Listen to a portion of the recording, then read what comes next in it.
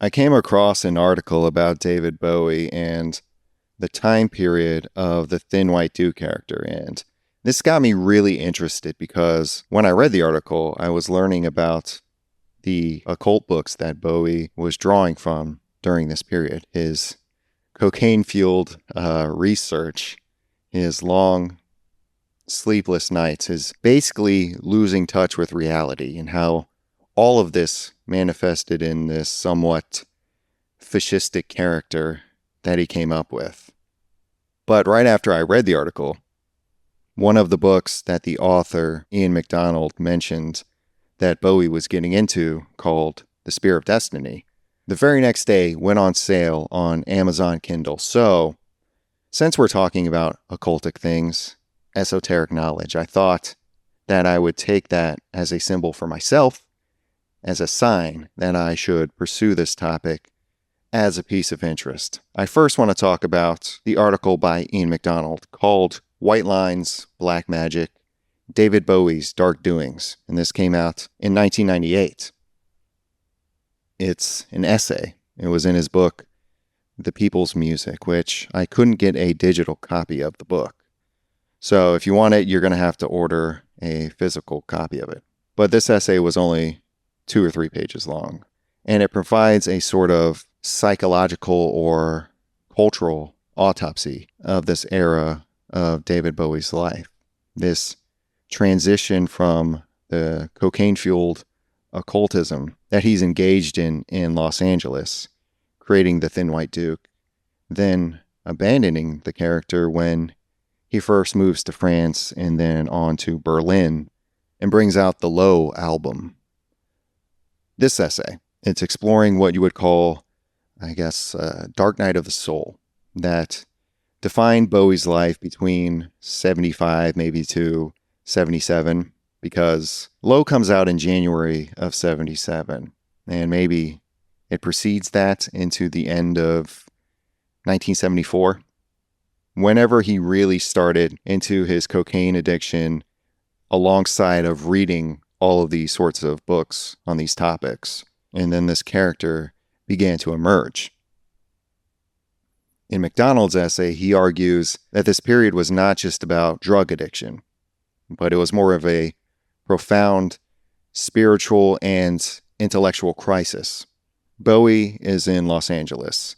This general malaise, as you see in the documentary Cracked Actor, wherein, especially when he's being interviewed in the back of the car, which isn't long enough of a scene. And there are a couple scenes of this. It's only like, 5 or so minutes of the entire documentary. As an aside, it would have been cool if I'm to compare it to another documentary like that. William Gibson, his interview in the film There's No Maps for These Territories, where he's just interviewed about his thoughts on technology and the current environment in the year 2000 that came out. And he's doing this for like an hour and a half. If someone could have documented that, if there were more scenes of Bowie being interviewed in the back of a car, I think it would have been very interesting to get into his thoughts during this time period. So, Bowie's obsession, it's a lot of Gnosticism, the Golden Dawn, things from Kabbalah, Aleister Crowley, Madame Blavatsky, Nietzsche, The Morning of the Magician's Book, and Spear of Destiny, which we'll get into both of those. Gurdjieff, all of this. MacDonald explains that Bowie's more fascist comments in the mid-70s were not political. They were rooted in this occultist interest that he had developed, and the interest in enlightened super beings and creating with them, or inspired by them, a new order of the mind, ascending as a human. And he's interpreting Station to Station as an exorcism. The album, he describes it as a magical treatise. The lyrics are mapped on to the Kabbalistic tree of life, and MacDonald characterizes the Thin White Duke persona as, quote, a cocaine-frozen Prospero, the character from The Tempest by Shakespeare, who is ultimately looking to drown out his magic books and return to humanity. And Bowie, his return to humanity is in Berlin, with the first of the 3 trilogy albums, Low. And this escape is so that Bowie can actually survive. It marks a shift from the theatrical mask of the Thin White Duke to what you see on the Low album cover. The styleless and vulnerable man that Bowie is in Berlin. He's working with Brian Eno, and Bowie has replaced his magical paranoia with day-to-day reality by buying groceries, exploring the city, confronting the history of Berlin. MacDonald portrays Bowie as a self-taught man who's insecure, and his brilliance as an artist is often fueled by this insecurity that he has about his intellect. And he's a man who shores up his self-esteem by reading through these complex texts on philosophy and mysticism. He's presenting Bowie's mid-1970s, quote, madness as a high-stakes intellectual experiment. Experiments that almost went wrong, almost completely off the rails, kind of did go off the rails. But it's not just your average run-of-the-mill celebrity drug binge, though there's aspects of that too. MacDonald, when he's comparing Bowie to the Prospero character in Shakespeare, he's viewing Bowie as a magician who's become trapped in his own illusions. And he explains how his interpretation of Station to Station is that it's an album that feels glamorous and at the same time empty. When Bowie gets to Low, he's coming back down to earth. He's finally hitting the ground from this lofty, esoteric perch. Bowie had been living in a dream reality where the symbols of power and order are completely separated from the historical consequences of those ideas. In particular, the flirtations with fascism and Nazi esotericism presented in the books like Spear of Destiny and The Morning of the Magician's book as well. So in the end, MacDonald is presenting Bowie in this article, his character transformation and his recovery as one of the greatest artistic achievements that he had, if not the greatest. It's certainly up there. And where it's not just the music itself that he's putting out, but he starts to inhabit this dream reality where he could lose himself or even lose his life because he was really falling apart there. And then he comes back. He manages to escape, to tell the tale, transform this potentially fatal descent into occultic ideas, and coming out with Low, which is the blueprint for a lot of modern electronic or ambient music. That was my summary of the Ian MacDonald article and what he was exploring with this time period of David Bowie's life. But I wanted to, in this podcast, get more into what those ideas were and see if we can explore and put a little more meat on the bones of the Thin White Duke. I'm sorry about that. But if we go beyond the essay by Ian MacDonald, you do start to see different aspects of what Bowie was going for that came out in his interviews or his interview in the Cracked Actor documentary. Now, obviously, not only is he on cocaine, not only is he exploring these ideas, but he's also presenting a character and manipulating the media, either as that character or as Bowie himself. You get the Rolling Stone interview with Cameron Crowe about that time in 1976, I think. And Bowie's describing himself as a corporation of characters. And this is one of the central ideas of this whole thing. Bowie isn't presenting his identity as a stable essence. It's constructed and theatrical, highly replaceable. It's engineered all by himself. David Jones, the person, is described as being insufficient. He's too weak. And Bowie and his various characters are something to be built in order to overcome that weakness. This is very much connecting to the Nietzsche idea of self-overcoming. or sort of a post-human identity, or even a alchemical self-transformation that's found in a lot of the books, a lot of the types of books that Bowie was absorbing at the time. Very much a Gnostic structure that human beings come from a higher reality and that we fall into our material existence. We forget our origin. That ordinary reality, because of this, forgetting, becomes a type of sleep and illusion, prison, or even a sort of exile, depending on which Gnostic tradition you're getting into. And awakening, in this context, really means remembering what one really is, who you actually are. This is a theme throughout Bowie's lyrics in this work, talking about fallen beings, messiahs, outsiders, superhumans, aliens. But humanity being asleep can lead to compassion or contempt, depending on which route you take. And that is the theme of the book, The Spear of Destiny, that Bowie was reading, where the possession of the spear as an object had a choice to change the world, either for good or for evil, that the initiate could take the easy path, like Hitler, like he does in the book, or the longer, more difficult path to becoming enlightened. It's the same breakdown, kind of, between shamanism and the sorcerer. The sorcerer and the shaman both exist outside of society, but the shaman enters the spiritual realm, the world of the dead, and he's consumed by spirits or demons in order to come back with the knowledge that is healing or helps the community, while the sorcerer is conjuring up powers for his own benefits or at the cost of the society as a whole. The darker version of these ideas that Bowie's playing with, that most people are asleep or they're very mechanical in their lives, that they're inferior, obsolete, and only a few enlightened, awakened beings can see the truth.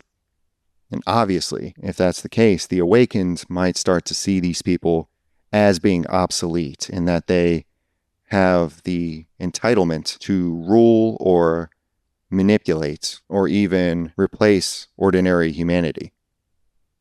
That awakening becomes a form of hierarchy. So while Gnosticism is just the first source of these ideas that Bowie is starting to explore during this time period, he's also fascinated by Nietzsche, particularly by the Superman Übermensch theme. This appears in some of his songs like The Supermen, Oh You Pretty Things, songs on Station to Station, Diamond Dogs, Quicksand, I think. And this is more of the bastardized version of Nietzsche's philosophy.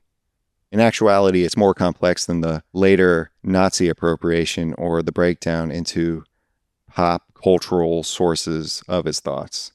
Bowie is reading Nietzsche straight from the source, but he's also absorbing the ideas through occultism, fascist aesthetics, science fiction, and sort of a post-human fantasy.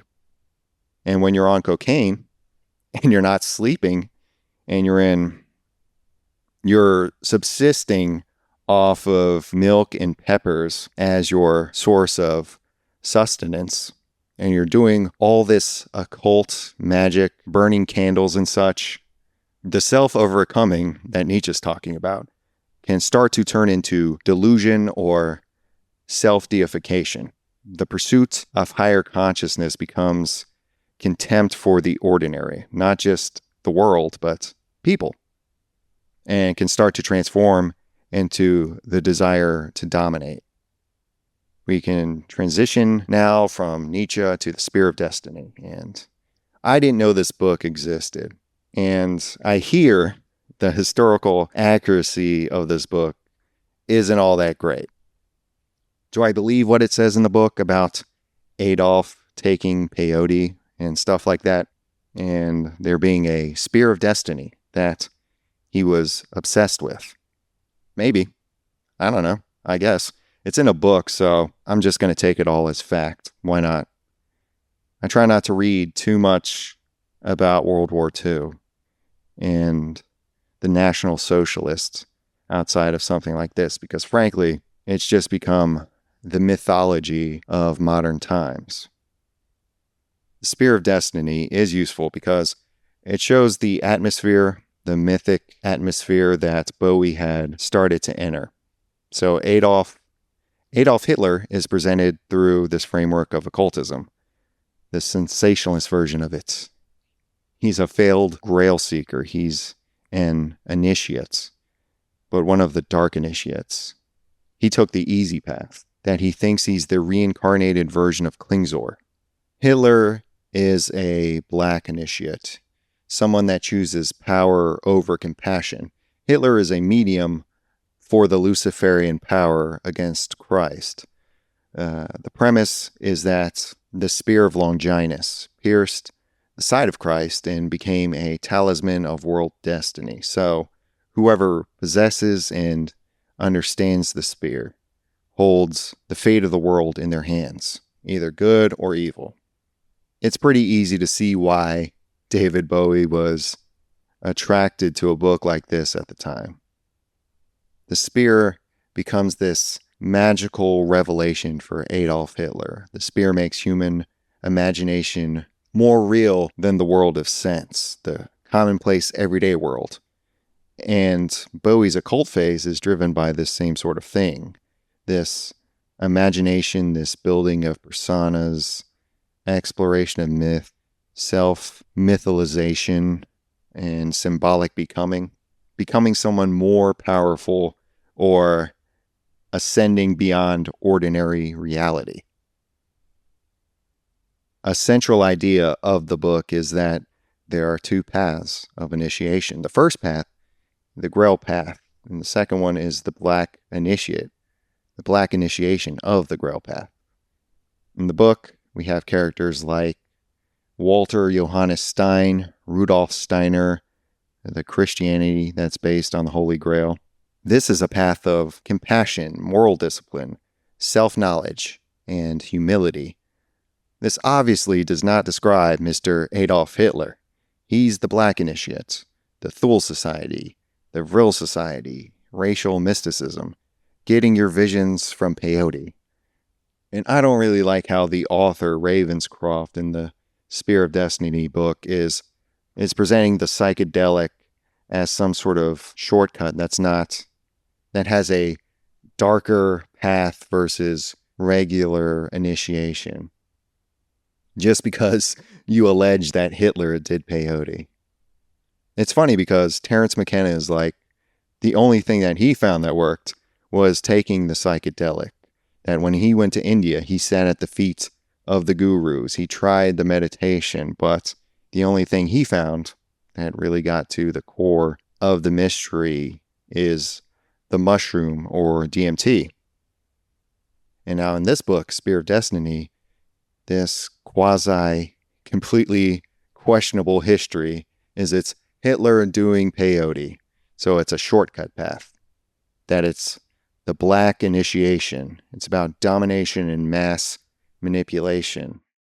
These are people who seek power without compassion, the vision without any sort of morality or control, both of the masses and the races, and having an authoritarian destiny.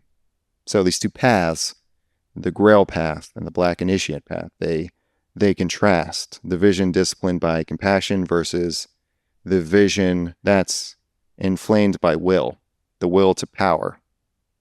Bowie's Thin White Duke character, his exploration of these ideas during this time is starting to hover a lot closer to the Black Initiate path in terms of the occultism, the power, the coldness of the character, his style, his use of the rock star as a fascistic leader, him giving interviews where he's talking about how he would be a good fascist dictator. The Grail myth in the Spear of Destiny book is the moral structure, the two characters, Parsifal and Klingsor. One is wounded, Klingsor. He's got sexual distortion. Again, this book gives the notion that Hitler only had one testicle credence. I've also heard that he has a micro penis or that he couldn't get hard or whatever. I don't know why they're so obsessed with this guy's dick and balls. He always has some sort of new sexual dysfunction every couple of years.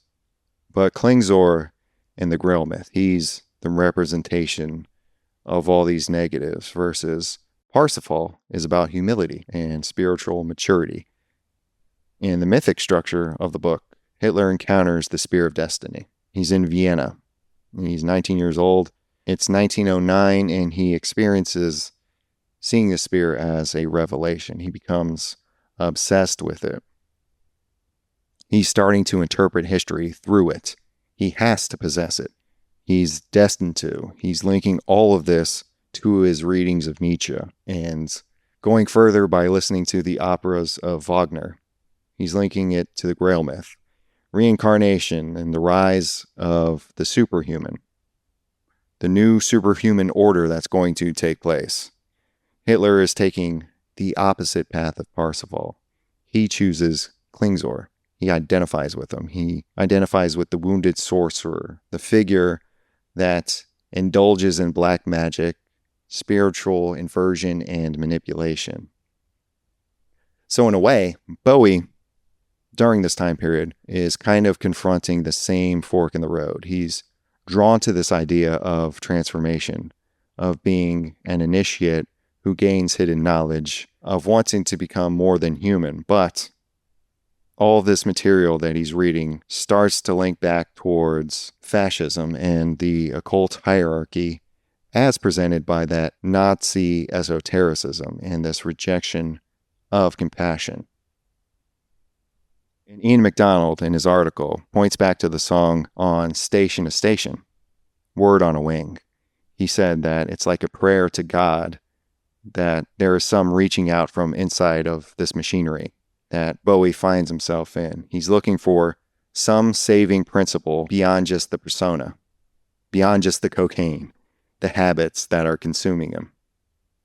He's the man who's wounded and asking not to be fully consumed by the myth that he's wrapped himself up in with his character. That is the Spear of Destiny, and this is only one aspect of it. We also have the book The Morning of the Magicians as another source of material for Bowie's outlook and the Thin White Duke character. The Spear of Destiny gives us that Holy Grail, Hitler, black magic side of things. That version of myth, and The Morning of the Magicians is more cosmic and modernist. It's a book built around the idea of fantastic realism. The argument is that the marvelous isn't just outside reality. The marvelous is the hidden center of reality. That ancient esotericism, alchemy, rejected secret history, science, law, civilization, all of these things all converge, and with human evolution too. This book is rejecting the closed worldview of the past. The Morning of the Magicians is rejecting 19th century positivism. It says that reality is stranger than any official knowledge allows for. It's not only stranger than we do suppose, it's stranger than we can suppose, as the saying goes.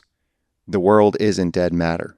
It's alive, and all sorts of different hidden connections exist. At the outer edges of science, it becomes spiritual. That alchemy was a discipline of transformation. And again, this idea arises in this book that humanity is unfinished, that a new kind of human is emerging, a mutant, an alien. And wouldn't you know it, the artistic career of Bowie is all about this metamorphosis. Up to this point in time, identity is a material. The self is, again, something to be built upon. It's an experiment, costume, a voice. You can do it through the genre of music, your sexuality, general persona. These are all things to be transmuted. You can change and you should change. But the difference is that while I guess he also got influenced by a character like Ziggy Stardust. But here, he becomes the experimenter, starting to be transformed by the experimentation that he's doing. He starts to identify with the mask of the character. And like in the book, The Spear of Destiny, The Morning of the Magicians also has this intensification of a Nazi connection. This book presents Nazism as magic socialism, a fusion of the esoteric with modern technology. This would be myth, machinery, tanks, occultism. I think they use the phrase Guénonism with tanks. It's a return to the past, a revolt against the modern world in the Evola sense of the word, Julius Evola, combining it with modern machinery, particularly the modern machinery of war. And while this book is also kind of out there, just like the Spear of Destiny book, there is the reactionary modernism. There are a few books about the Nazis in adopting modernism from a right-wing perspective. This also came out of the same desire to return to a past, the lost, mythic past where things are simplified. There's this pastoralism going on, but they accept the fact that in order to make Germany a world power and secure their position, they also need rapid industrialization and the machines of war, along with manufacturing in order to get it all done. That's kind of a distinction between Nazism and Italian fascism, which is heavily influenced by futurist art and theories like that, where there was this real struggle between the right wing in Germany that had a more romantic outlook of things, the return to a simpler form of life, and escape from the modern industrial age, and then the push toward the mechanistic development by the Nazis themselves. And then there's the shared ground of occultism in these non-Christian or Gnostic beliefs and esoteric teachings. In The Morning of the Magicians book, Nazism is not just a political movement. It's an attempt to create a magical civilization, not just governing society or trying to mutate humanity into something else, something superior. It's a movement that's fusing myth and race and technology, state violence, real science, pseudoscience, everything. And this is what Bowie's reading during this time period. Fascism isn't merely a political statement, as Ian MacDonald was saying. It's a mythic technology. It's a way of transforming oneself, transforming humanity, along the same lines of all the occultic books that he was reading and the genealogy of these ideas from the past, these occult ideas, the occult works, esoteric teachings, lost histories, whatever, all gets infused and bastardized and lost within all of these National Socialist ideas. And then later into these two books, The Spear of Destiny and The Morning of the Magicians. And this is what he's imbibing, David Bowie. It's tempting to draw the straight line from someone like Madame Blavatsky right to Hitler and then on to David Bowie. But it's not really as simple as that. There are various threads or related ideas with very, very different outcomes based on which one you read and interpretations of certain historical facts and where you, as a person, decide to take them. All these ideas are shared in an atmosphere of esotericism. And if it's a tree of knowledge, there are multiple branches to that tree. David Bowie is being influenced by Theosophy and Golden Dawn, Gurdjieff, ceremonial magic, and various mystical self-development programs. That's one branch. And another branch moves through the Volkish nationalist, the racial cultist, blood myth, the origins of the Aryans, things like that. All of these parts of Nazi myth-making. With all of these branches of occultic thought, They're all sharing a lot of ideas, the same vocabulary, but they're not identical to one another. And it gets really messy with these ideas if you don't keep things straight. And do you really tend to keep things straight when you're high on coke? I don't know. But something like theosophy and that human evolution is imagined to be coming through vast cosmic cycles, and that their spiritual development evolved. And it also uses some racial language in ways that are difficult to suss out, and they often just get related and confused with the Nazi race doctrines, even though they kind of are different and distinct from one another. You can take the esoteric language of something like Ariosophy and narrow it simply into racial myth, a Germanic racial myth, getting closer to the roots of Nazi occultism. People like Guido von List and things like runic mysticism and various other forms of mysticism and Aryan supremacy and all that. And you can take it further to someone like Gurdjieff, where humanity is asleep. We're underdeveloped. We need to awaken.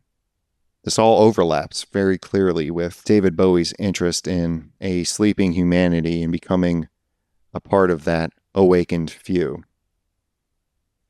But in Gurdjieff, it's more about self-remembering, bringing attention to oneself and having discipline enough in order to awaken from a more mechanical life, I guess.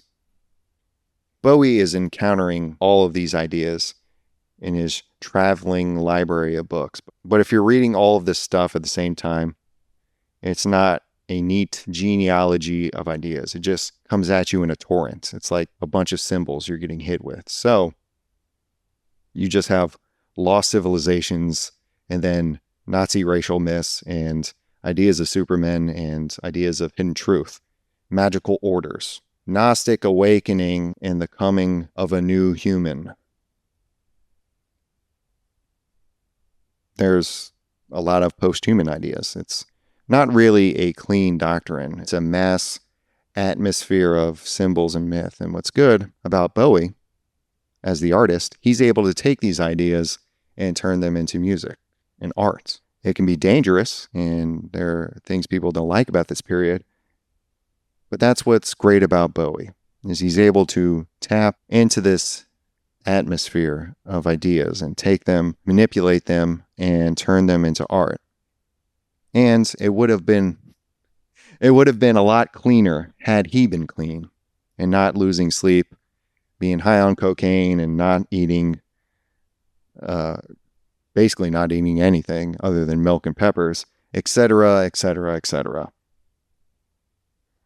All of these sources, all of these ideas are circling around, and you get to see Bowie in the state of confusion, this state of absorption of these ideas. And the 1976 Rolling Stone interview, it really becomes clear where Cameron Crowe, the young Cameron Crowe, the director, is following him around and trying to really pin down just what's going on with him. He's still, during this interview, he's still inside the storm. He's still inside of that craziness, the madness. This is where he's describing himself as a corporation of characters. He's not one person. He's this enterprise of selves. He's created just a bunch of things slapped onto him. He's a portfolio without a clear, coherent delineation between that and himself. Very post-human. The self isn't discovered, this idea. It's constructed. You have to replace the inadequate human because the human is not accepted. Bowie, he talks about in the interview, he's talking about how rock music has become dangerous and like propaganda, fascist propaganda. I think he even says it's demonic. That rock is this mass medium capable of manipulating and possessing, tapping into the hysteria of the crowd, of the masses. So on the one hand, he is becoming the Thin White Duke character by tapping into and leaning into these fascistic tones, while he's also pointing out the fascist spectacle of rock music. He's talking about order and power and the possibility of him becoming a political figure, a fascist prime minister of the UK. That the charismatic energy of the rock performance is very much like that of demagoguery. Bowie's recognizing the shared tools of the performer and the dictator and taking all of the symbology, then creating the Thin White Duke. He's already seen how people react to him. How when he was Ziggy Stardust, people started following him around and treating him in this kind of messianic way. And how when he brings out the Thin White Duke character, people are running to the bathroom, trying to change out of their Ziggy Stardust getup, their costumes, because there's a new game in town, and it's the Thin White Duke. So get out of that shit. The Duke is the boiled down essence of all the occultism, the authoritarian aspects of him anyway. This Messiah, the cold, distant prophet, an aristocrat of the soul. And in the article, he's using these teachings, the magic he's learned, burning black candles. He's doing some kind of protective ritual to keep him safe from the neighbors or his general perceived paranoia about them. And says that he's seeing a body fall from the sky. This is what's going on. But ultimately, though, the Thin White Duke, while an interesting character, and some great music came out of it, don't get me wrong, it's sort of a character, to me, that's a failure, at least as an initiate, if he's actually trying to go down that path. So in the shamanic, mystical traditions, becoming initiated involves a descent into the other realm, the land of the dead, the spirit world. You get dismembered and you come into contact with these dangerous forces. And because you gave yourself up to them, they dismembered you and ate your flesh. In shamanic terms, you come back with information undergoing the symbolic death. And you now have a bridge to that world. You are the bridge to that world. But the return in this scenario is required. It's an essential part of it. The person who's initiated doesn't just descend to this world in order to stay there. You have to return with knowledge. And in the case of the shaman, you get healing ability, but you also are reintegrating the self, yourself between the worlds, that you recognize that there is this higher world, but then you have to go back. You have to go back to the real world and integrate back into society.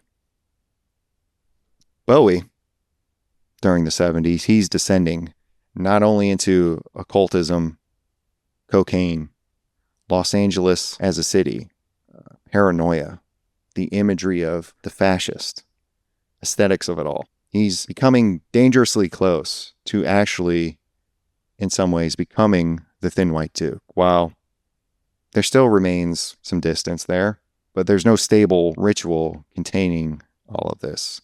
There's no real coherent tradition behind any of it. It's just his books, the fame, and his need to play up to the media, to put on a show and create art out of all of it.